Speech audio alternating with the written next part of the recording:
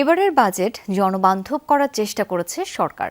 মানুষের জীবনমান উন্নয়নের জন্য প্রতিটি মন্ত্রণালয়ে বরাদ্দ বাড়ানোরও চেষ্টা করা হয়েছে, এমন মন্তব্য করেছেন সমাজ কল্যাণ প্রতিমন্ত্রী ব্যারিস্টার ফারজানা শারমিন পুতুল।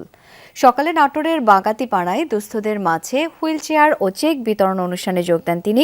প্রতিমন্ত্রী বলেন, বাজেট নিয়ে বিরোধী দলের কোনো মন্তব্য থাকলে তা সরকারকে জানাতে পারেন। চলতি বাজেট জনকল্যাণমুখী হয়েছে কিনা সেটা কাজে গেলে বোঝা যাবে। বর্তমান ভঙ্গুর পরিস্থিতিতে যে বাজেট প্রণয়ন করা হয়েছে তা নিঃসন্দেহে সেরা বাজেট।